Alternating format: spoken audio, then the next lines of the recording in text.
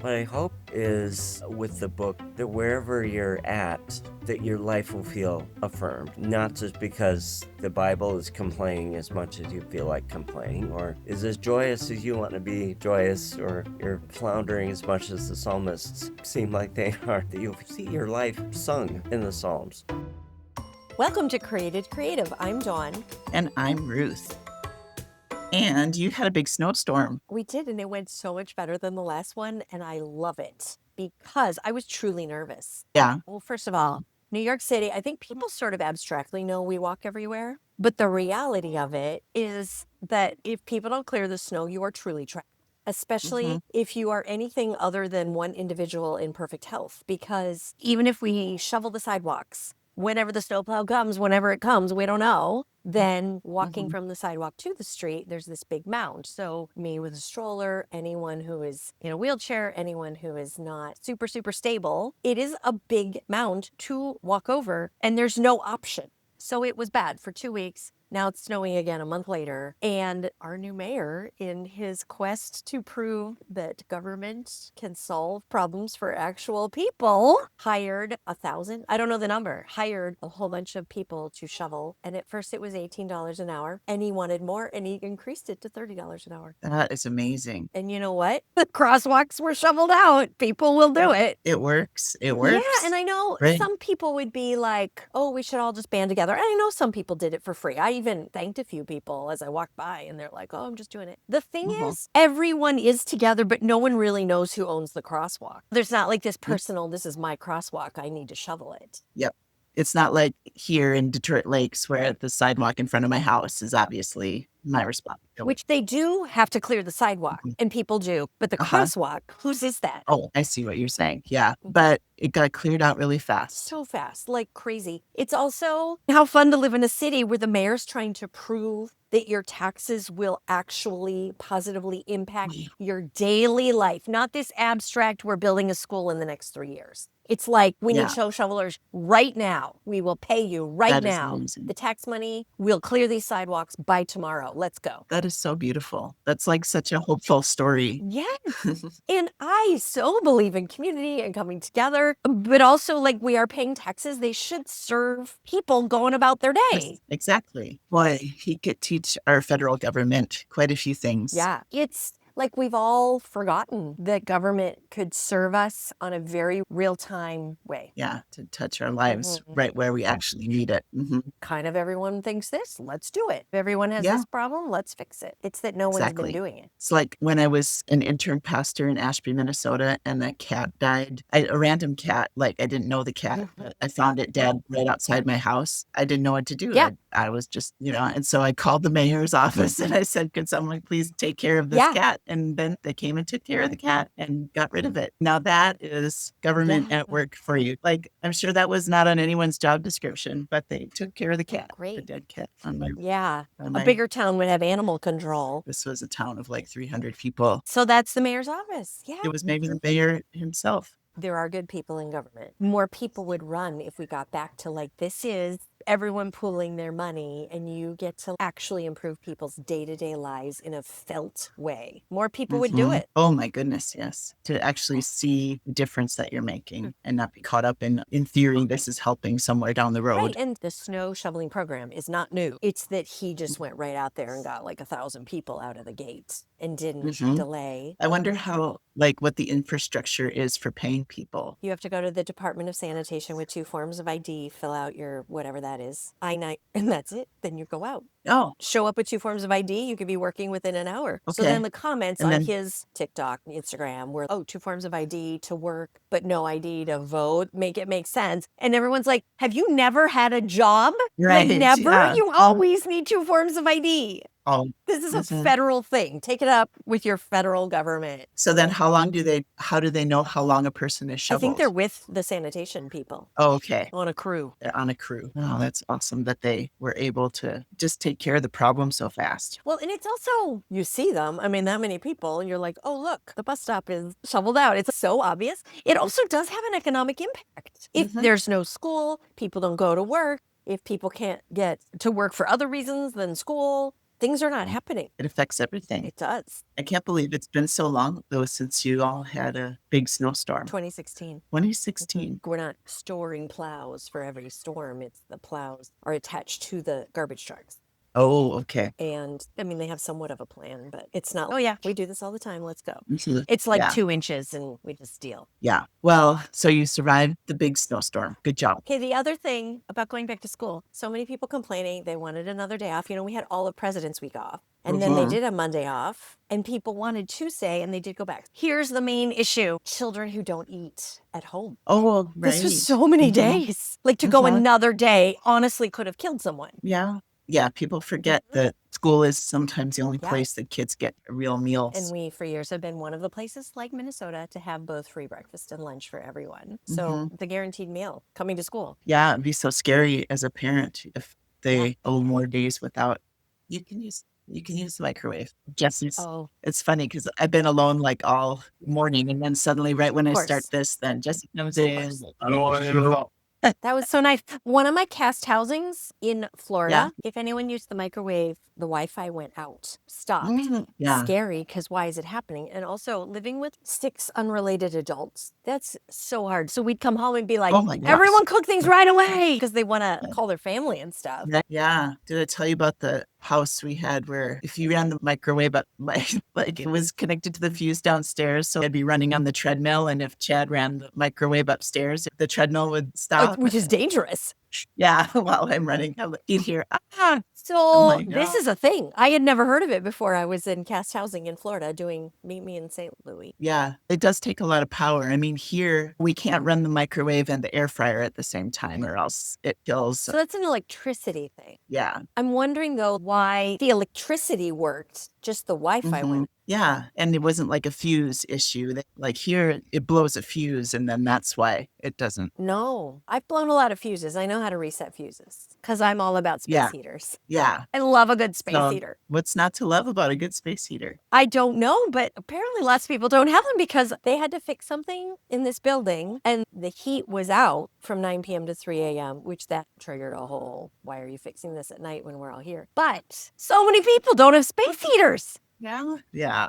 Unbelievable. Know I how have we- like 4. Yes, you do love your space heaters. When I used to run the extravaganza main stage, when they would send the electrical plot to the venue, usually a hotel ballroom, because the lights and all the fog machines, all this take up so much electricity, you have to tell them where you're using it and how it's going to be laid out. Yeah. They would run a separate line for my space heater in the official electrical plot of the extravaganza. I mean, that's pretty cool. It's very important to the success of the event. Yes. That well, I'm warm. and it's just like stars have their list Totally. of requests. Yes. Yeah. And I would have my space heater. And Mhm. it's always cold. Even if you're in California or Florida or wherever when we would do these things, hotel ballrooms are so cold. And then we'd be there. Like we would not, it would be 6 days with hardly leaving the ballroom except to sleep. Like our meals were even brought to us. Yes. They do keep them way too cold. Yeah. So I'd be like, I'm going to Florida. So I packed all my heavy sweaters and a scarf. Uh-huh. Yeah. Yeah. That's why I was a chaplain in a hospital for a while, but I knew I could never work there long term because it was so cold all the time in the hospital. I did find out, I'm sure a surgeon listening could tell us, apparently it's super cold where you have surgery, so less germs grow less quickly. I had never even thought that through. That actually has a reason. There's a reason. Yeah, that actually is a reason. But ballrooms, we've talked about this. Yeah. Generally, historically, men in full either suits or uniforms are setting the level while doing sometimes hard labor. So it is set for them, not for the participants. They have control over it. Yes. And then they try and play it off like people pay more attention when they're cold. And I'm like, not me. I'm only thinking about how cold I am. Just freezing and wishing you could find a sunbeam somewhere. Like I've had to so many times like go outside to try to get warm for a little bit and then go back in. Yes, when you're at a conference. Yeah, at a conference. Yeah. So it's which ridiculous. psalm of lament would that be? Oh, how long? Oh, Lord. How long? Oh, Lord, how long to sing this song? How long? Because if there's a psalm for every occasion, as our guest today would tell us. Yeah, Richard would know exactly the psalm to use in such a case. Yeah, and I can't wait to read his book that's coming out in April and enjoy this episode with Richard Bruxvoort Colligan. Hey, Hi. That's so nice to see you, Richard. Well, Yay. you too. Also, thank you for having me on again. Yeah. And so are you safely in your new house? We have been camping for the last 2 weeks. Oh, wow. So we're in Rochester and we are way too ambitious. We came in thinking, okay, I'll have a week off from my job. We're going to paint all the walls. We're going to install a new floor. We're going to recondition old hardwood floors. We're going to put up a bouncy house. I don't know. We thought we would do everything. Oh, man. So we're focusing. We've negotiated. Okay. You've refocused. So did you do some painting? We started with a little painting and then realized, oh, actually, we should prioritize the flooring. So we're going to finish the flooring maybe Sunday morning. But we're Oh, really happy, really grateful for the space. yeah. And so you sold your place in Iowa? Yeah. Okay. Was it sad? We asked our son, who's 24, does this feel sad to you? He said, not sad, feels nostalgic. Yeah. It's been a wonderful place. We have the best neighbors. Maybe I talked with you about them before. But just they adopted us, very grandparently folks, and we just were family. And we shared a snowblower and a driveway, and really sweet. And then when they moved away, we realized, I don't think there's that much holding us here anymore. So it's good timing. Oh, good. Where did they go? They actually just moved across the street. Oh, Yeah. Oh, but it was a different vibe. Yeah, totally different. Life is so good with good neighbors. that's so true. Trademark. Yeah. We're done. Boom. Okay. Before we get started on talking about your new book, I need to know, have you gotten a cat yet? That's right. That's right. You asked about it again. No, unfortunately, I was vetoed. I don't know why. All right. Maybe Trish will get me one for Valentine's Day. Maybe. Yeah. Or you could have the traditional Good Friday cat. Oh, would that be a black cat? I love black cats. I've had, I think, 5 black cats in my lifetime so far. I don't know why I'm attracted to Yeah. them. So you might get the cat as a Good Friday gift. Sure. I mean, Trish. I think that's, I think, and yeah. again, a traditional. Yes. Trish, Or if you're maybe listening to maybe this, it would show yeah. up. It'd actually need to be given, I think, Thursday night after Maundy Thursday. Yes. Just gloomy. After the sun goes And down. you just walk Yeah. across your path. The altar is stripped. There's nothing left. Except for the cat. All right. No cat yet. Stay tuned. It could happen still. We'll see. So, Richard, we wanted to have you back on the podcast. And I believe that we've never had anybody for a third time. So this is very exciting for us. I don't know what you're thinking, but I'm really grateful. But listen, I was thinking today about our time together. Have you ever had somebody on that you coached into writing a book? Because that's what happened. You're the creative podcast success story. You planted seeds. Do you remember that? I remember. Yeah. I'm glad you mentioned that because I had forgotten that actually. That the seeds were planted with us. Maybe this is just how I remember it. I think, Dawn, you asked me something about ambitions, or is there something you want to do or need guidance for? I don't even remember what the question was, but I think it said something like, I have an idea for a book. I always thought I could write a book. And you gave me a deadline. Like, why don't you Yes. do that then? Because I had somebody that was a connection to a publisher. Yes. And I was just sitting back going, no, it's a little scary, too scary. Maybe next week, next year. But Well- you gave me a deadline, and wow, yeah, And just here it is. it happens so easily. So hold up your book again. I know I have it pre-ordered. When does it actually come out? Is it April? April 21st, everybody. Tell us the real Yes. name of it for those who are doing audio only. Oh, thank you. It's called Dangerous Songs, the Psalms, and a Gloriously Disrupted Life. I'm so happy with it. I hadn't written a book before. I didn't know what was going on. Holy cow. Yeah, it's real. It's real. What did you learn about yourself from writing a book? Oh my goodness. That's such a good question. I learned something about my ego. What is that? It was like, I think of myself as somebody who's done a lot of what I'll call ego work. I think most people in ministry, most people in authority or in leadership, like we know that if you're too full of yourself, if you have too solid a sense of, hey, everybody, me, I need the attention, that's hardly ever a good thing. And at the same time, to not have a sense of ego, that is a sense of self, this is who I am. Sometimes in my life, I've been more on that end of things, not very confident in what I want to do. But in the midst of working with my outstanding editor, she would make suggestions, and sometimes I was like, What do you mean? I'm the expert. I'm a doctor. I didn't say this exactly, but I had to admit to her. I think we had one email where I was a little snippy and we had a little word of prayer about it. Or I apologized and she said, oh, it's fine. You have been great. This happens to every author. She said all the right things.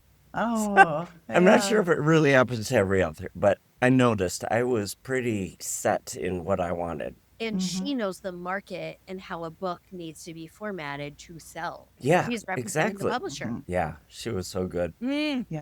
And so I'm interested, once you sat down and you had this deadline, did you write a little bit every day? Like, how did the process go? Did you write it all in a month, or did it take you many months? How did it come together? Oh, it was many months, Ruth. I think I had on my desktop, a folder called Book. And in there, it was really an original idea.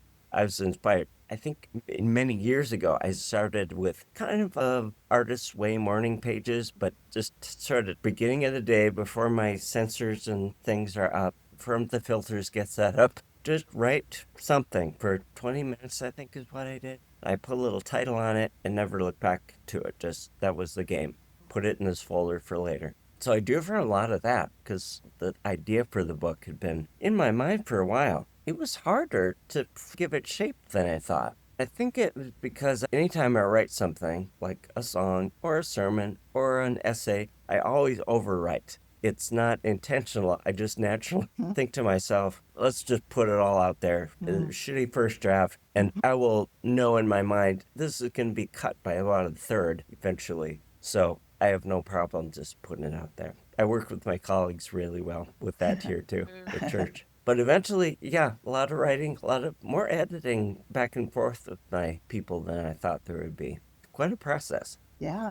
And so tell us a little bit about how it's divided up. Is this part memoir? Is it all? I want to know more about the meat of the book. Because you are the expert. Thank you. Doggone it. That's right. I tell a lot of stories in there just because the Psalms, for some reason, and I say this and I mean it, I don't know why the Psalms are so enthralling to me. It doesn't even make sense. It's like my love of the Beatles, but I can figure out why I love the Beatles so much, or chocolate pie, or whatever. I'm not sure what it is about the Psalms. So there's a lot of stories about how I've been moved, even as a kid, different stages of my life, different places where I've had crises of faith, where the Psalms have been there, and most recently, too, in big changes as I've lived with clinical depression and then some weird stuff this last year with my body. Yeah. And so how the Psalms have spoken to you in the midst of all of these seasons of life. Right. There's 3 sections to the book, and what I'm wanting to share with people, a lot of churchy people have at least heard some of the Psalms. And if you're from a liturgical tradition, you've probably run across Psalm 51, create in me a clean heart, O God, or the Venite from Psalm 95, for the Lord is a great God and a great King above all. What else? Psalm 23, Psalm 90, these show up in worship life. Even if you're not a churchy person, you're probably going to remember something about Psalm 23 from funerals and every movie you've seen and The Simpsons, because they refer to everything. So either way, I feel like the Psalms speak so clearly to people in the 21st century about 3 aspects of life, or 3 dimensions is the word I use, of life. One is thriving, one is desolation, and the third is unknowing. They're all so extreme. Very extreme. Very. Yeah. Yeah. But that's one point I make in the book, too. There are no Psalms about life being okay. Yeah. No mediocre psalm in the whole 150 of them. Everything is, I think you mentioned this before, Dawn. It's like in musical theater, like spoken word works until it doesn't. And then you burst out because something important is happening. Every psalm is like that. Yeah. You speak in a musical until the speaking isn't enough and That's what has it was. to carry it forward with more emotion. Yeah. Yeah. So the Psalms sing of thriving life, when life is happy, when there's joy, when there's gratitude. There's, even if you're listening right now, there's probably something going on in your life that's pretty good. And it might not be dazzling or perfect or anything. It might just be, my left elbow isn't giving me trouble today, or the daisies are blooming. Any small thing, or maybe it's monumental. But the Psalms have ecstatic songs about what it's like to be in joy. And then since we all have dimensions of life, there's also desolation. Probably everyone that listens to this has some sort of loss happening in their life. And there are tons of Psalms about grief, about outrage. Most of the Psalms, you could say, are laments that cry out to God when life is just the worst. And then the third category is, I call it unknowing. And that's just what's it like to live with uncertainty. And the psalmists sing a lot about that. God, I have no idea what's going on, but if you give me a clue, I would love to be guided. Help me, guide me. I will follow, that sort of thing. But please, I don't know what's going on. Would you say this book is a devotional book? People be able to use it in their devotional time, or would you describe it differently? I think some might.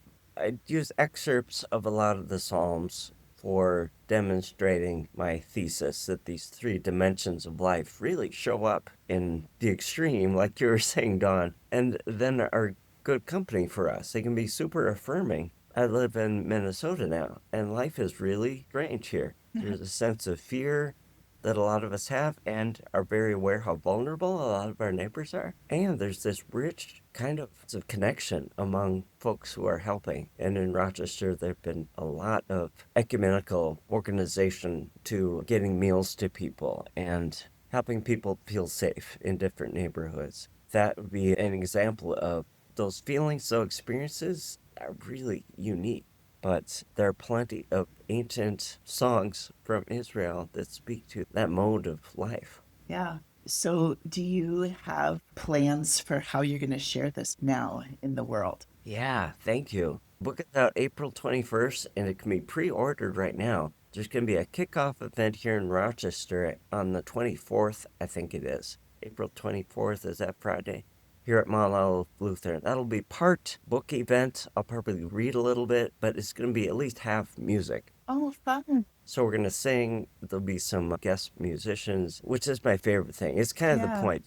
It's hard to write about the Psalms, like dancing about architecture. Who is the person that said that? So we need to sing that. So I'm looking forward to that. And then there'll be about one event every month in this next year to do that sort of thing. A lot of singing of the Psalms and answering questions and anything you've ever wanted to know about the Psalms that never had a friendly psalmist around. I was just curious, are you going to different churches then each month to do programs, or is that? Yeah, that's the Cool. plan. There'll be a couple online things. Let's see. I think I'm not going to remember. There's some things booked already in Iowa and Wisconsin and Ohio, I think. Oh, fun. Anyway, looking forward to connecting with folks. Yeah, if you need a place up in Northwest Minnesota, I'm in Fergus Falls at a church, and we'd love to host something. That would Really? be fun. Oh, Yeah, yes, please. let's talk. That would be awesome. I think your congregation, it has good singers, right? Yes, they're very passionate about music at First Lutheran at Fergus Falls. Yeah, so that could be cool. Could be fun. I'd like to know which of the Beatles songs are the most psalmic. Could you say that again, Dawn? Sorry, I You was love coughing. the Beatles, you love the Psalms. Oh, Which, yeah. I mean, you too, we know there's Psalms in there. Do the Beatles have any Psalm influences? Oh, good question. Oh, I love that question. Whether or not John Lennon would have said it. Right. I feel the White Album might be Psalms. You've got back in the USSR, you've got Rocky Raccoon, you've got so many Revolution, Yeah. so many things and so many planes of style. I guess off the top of my head, I feel like that represents all the music that maybe the Psalms do. Just intensity. There's Desolation. Yeah, Desolation for sure. Yeah. Helter Skelter maybe as a texture of, I don't even know what you would call that. Intensity though. Yeah. Part of why I wrote this book, because when I was growing up, I knew a lot of the Psalms or fragments of them before I could read, because I came from a liturgical tradition, and that's one of the gifts of that.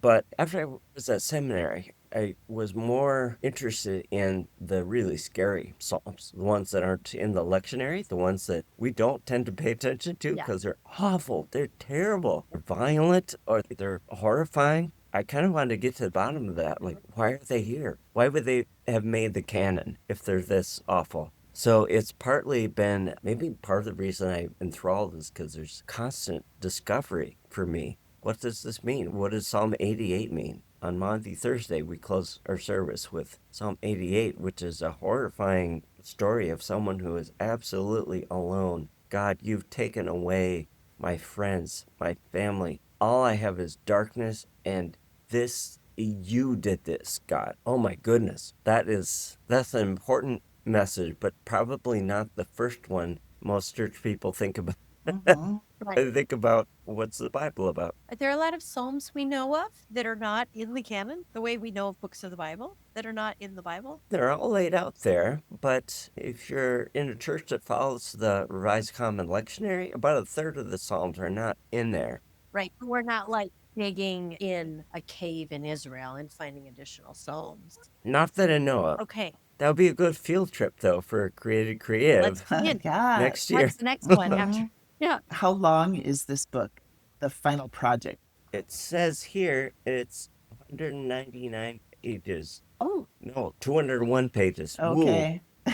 Was there material that didn't make this book that you feel like you've got another psalm book percolating? Can I be honest? I really want to promote this book because I feel like I have 5 ideas for other books. yeah. And you need it to sell, so the publisher wants another book out of you. Yeah, it's kind of like that.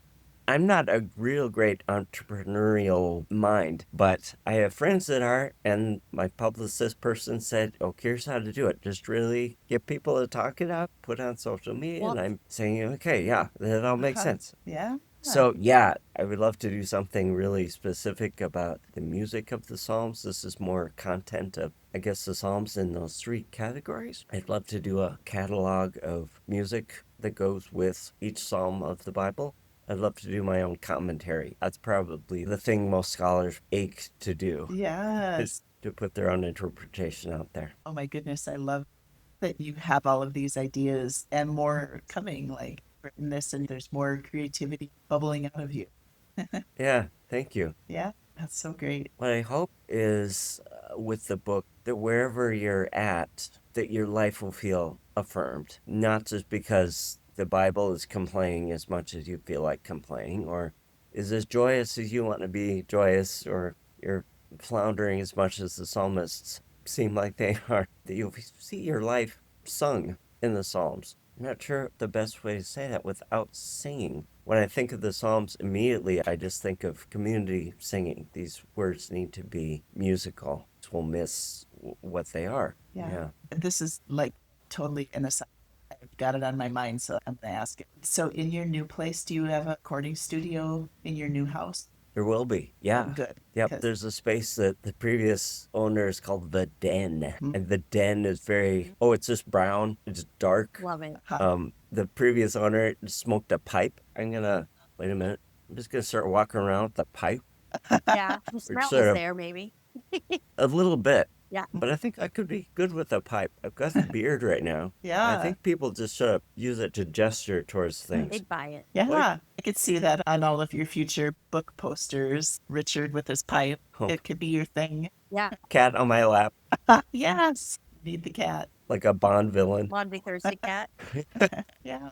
What else would you like to tell us about the book? Oh, let's see. I was surprised when invited to write a book like this, how personal it became for me. And I knew it was, but there were so many stories that I remembered where I just felt like, holy cow, I think the Psalms have saved my life sometimes. Wow. I think the Psalms have given me parameters for how rich life can be. And when I say rich, I like complicated and intense and surprising and not what you want, like disruptive. Mhm. And how much the Psalms have become probably the first language of my faith the last decade or so. I don't think I'd put my finger on that before. But these days in my faith, God, give me the Psalms and Jesus' parables, and that's all I need right now. In other times of life, like Paul, has been important because I've been into doctrine. But the Psalms are all heart. There's not a systematic theology to them. Try to find them there, I don't think. So the personal part of it, I guess that's what I hope the readers will get from it too. Like faith and a sense of trust in one's life, not just of God, but of what friendship means and what your neighborhood feels like, looking out for people, again, like in Minnesota. We get to feel those things really intimately. And for me, the psalmists from 3,000 years ago have really helped me relish a full life. So that's well beyond what you learned about yourself to what surprised you in writing your book. I Mhm. love it. Yeah. How does the timelessness part appeal to you? These writers were just so long ago. Right. It's funny. Do you have this when you talk to church people that you're meeting for the first time? One of my curiosities is I wonder how they hold the Bible, how they describe what this book is, what this library Yeah. is. Yeah. And for me recently, it's been most important to think about the Bible as old stories, ancient stories. We stumble upon these things and be shocked and surprised that they had anything to say about our life right now. And sometimes I even fantasize, like maybe in church, when the gospel's read, there's an acclamation, we stand up, we're going to read from the book, everybody, woo! But maybe there should be a huge disclaimer. Okay, I don't know what's going to happen. We're going to open this old book, and it's full of so much shit that we don't want to hear about slavery and misogyny and abuse tactics from religious people. This is an awful book. It's not likely that anything is going to hit us today, but okay, deep breath, everybody. Let's just take a peek. Yeah. And then something like, holy cow, maybe these words are for us today. So I dug up a book in your backyard from ancient. You didn't know what it was, but what you read there was some document of a passionate people that were fiercely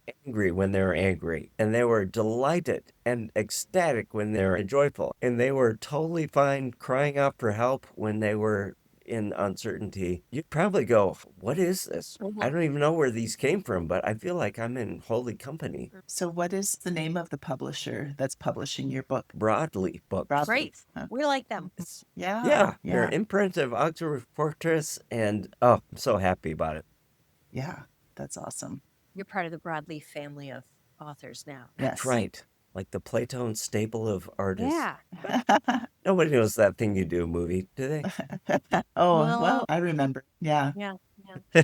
Richard, I just think it's really cool that a couple years ago we were talking about this and then you just like, you know what? I think I'll do this. And Plus- not only No, can you- you write a book, you've thought of 5 more ideas. Yeah, I'm so happy about your podcast, and thank you for the nudge to do it in the first place. Yeah. You're our first looping back.